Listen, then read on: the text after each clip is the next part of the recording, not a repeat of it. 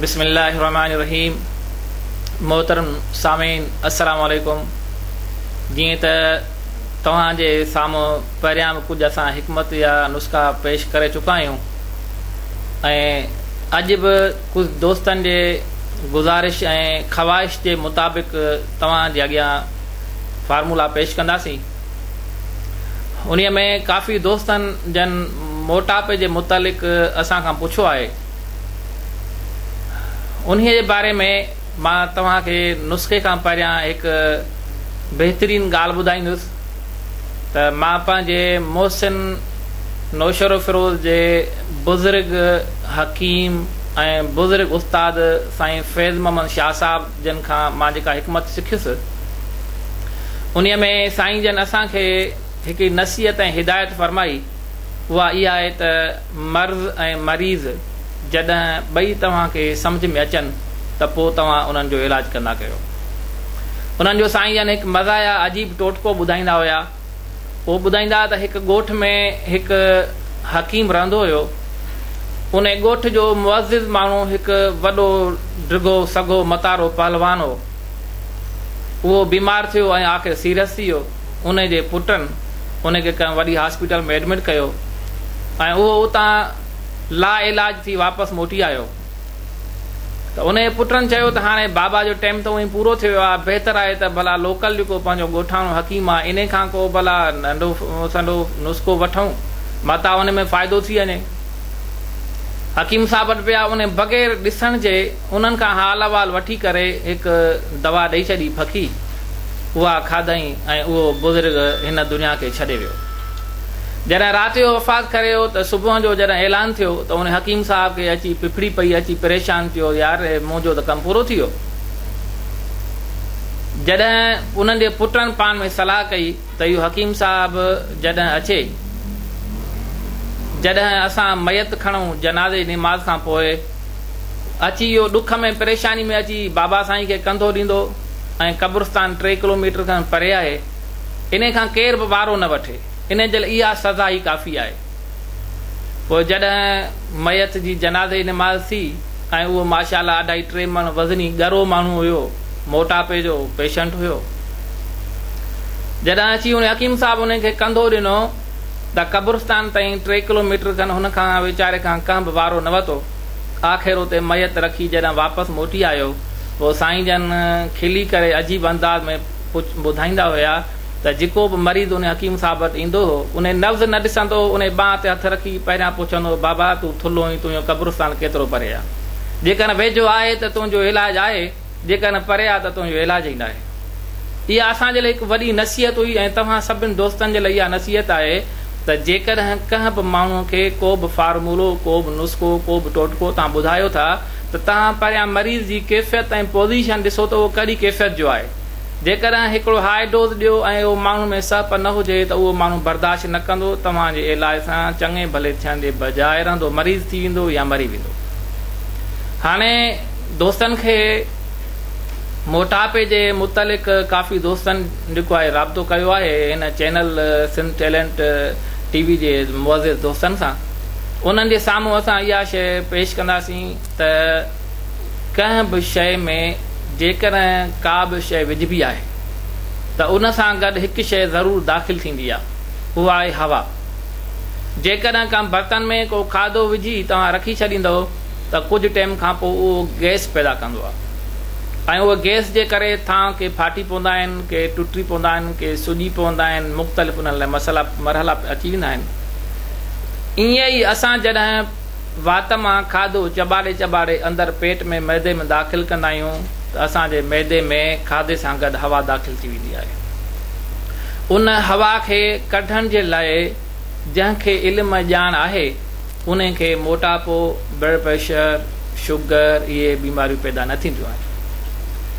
उनखे हवा खे कीअं कढिजे उन जे लाइ कुझु टेक्निक्स जेके आहिनि उहे आहिनि, उहे सभिनि दोस्तनि खे पहिरियां ॿुधाए पोइ असां तव्हांखे मोटापे जो ख़तमु करण जो इनशाला फार्मूलो ॿुधाईंदासीं। उन लाइ सभ खां पहिरियां जेको तव्हां खाधो खाओ था उहो मैदे में एतिरो मोकिलियो जो जेका उन सां गॾु हवा यानी गैस अंदरि वञे थी उन जे लाइ बि गुंजाइश छॾियो। यानी आख़िरी खाधो सम्झी करे तव्हां न खाओ त जेको कुझु खाइणो आहे अॼु ई खाइणो आहे। जेकॾहिं तव्हां खाधे सां मैदे खे तव्हां फुल करे छॾियो त पोइ उहा गैस जेका आहे उहा मजबूर कंदी ऐं तव्हांखे मुख़्तलिफ़ बीमारियुनि में मुब्तला कंदी। इन करे सुन्नत नबी सल्लल्लाहु अलैहि वसल्लम बि आहे त तव्हांजे पेट में मैदे में 4 हिसा ठाहियो ऐं 3 हिसा खाधे सां खाओ ऐं 1 हिसो जेको आहे खाली छॾियो। ऐं उन खां बाद में जॾहिं तव्हां खाधो खाई बसि कयो था त उन खां पोइ तव्हांखे पहिरियां बि अर्ज़ु रखियो आहे त तव्हां घटि में घटि 10-15 मिंट वर्ज़िश कयो त तव्हांजे मैदे में जेका गैस दाख़िल थी चुकी आहे उहा तव्हांजे मुख़्तलिफ़ जिस्म जे उज़वनि में हिसनि में डिस्ट्रीब्यूट थी वञे त जीअं तव्हांजे जिस्म खे उहा तकलीफ़ न ॾिए। ऐं उन खां पोइ जॾहिं तव्हांजे मैदे में खाधो वञे थो उन खां पोइ जेका तव्हां फ़ौरन पाणी मोकिलियो था या लिक्विड फॉर्म वारी का बि शइ शरबत जूस वग़ैरह जेकॾहिं तव्हां पियो था त उन जे करे बि उन खाधे में रहंदो मोटापे वारो असरु वधी वेंदो ऐं उहो बेज़ाइका बेताक़ता थी वेंदो।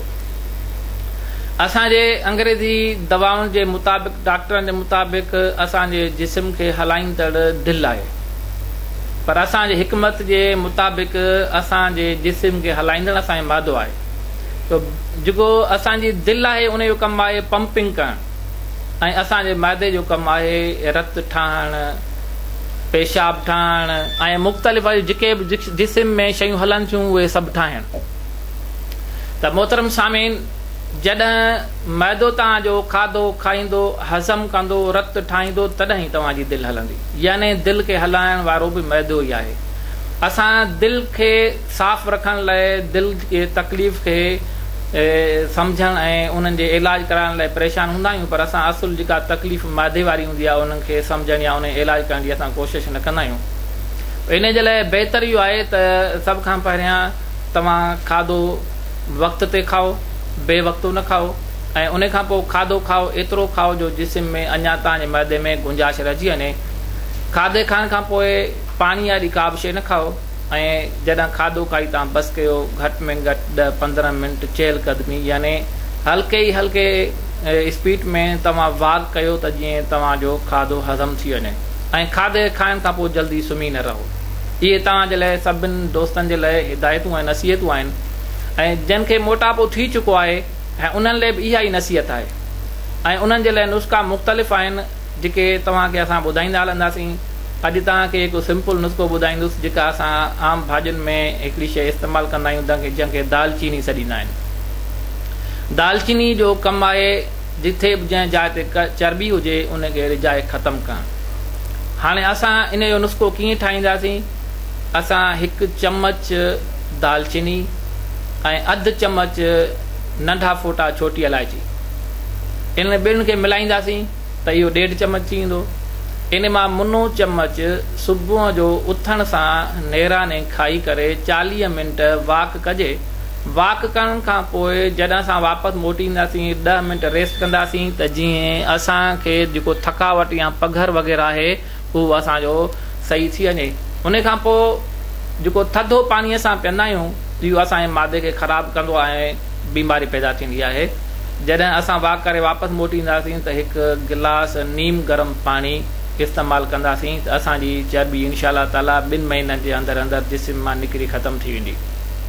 पर अञा बि जेकर इन खे बहितर कबो त पोइ उन पाणीअ में घटि अधु लीमो निपूड़े उन जो रस उन जो बिज वग़ैरह उन में इस्तेमालु न थिए, बाक़ी जेको ख़ाली रस आहे उहो उन में नीम गरम पाणी में मिलाए जेका सुबुह जो नेराने असां पीअंदासीं वॉक करण खां पोइ त इंशाअल्लाह ताला तव्हांखे 100% मोटापे जे ख़तमु थियण जी रिज़ल्ट मिलंदी इंशाअल्लाह। इन खां पोइ ॿिया बि कुझु फार्मूला आहिनि जेके तव्हांजे साम्हूं पेश कंदासीं, पर अॼु जेको असां तव्हांजे साम्हूं फार्मूलो पेश कयो आहे इंशाअल्लाह इन तव्हांखे 100% आसान सिंपल ऐं सवली ऐं बहितरीनु रिज़ल्ट मिलंदी इंशाअल्लाह।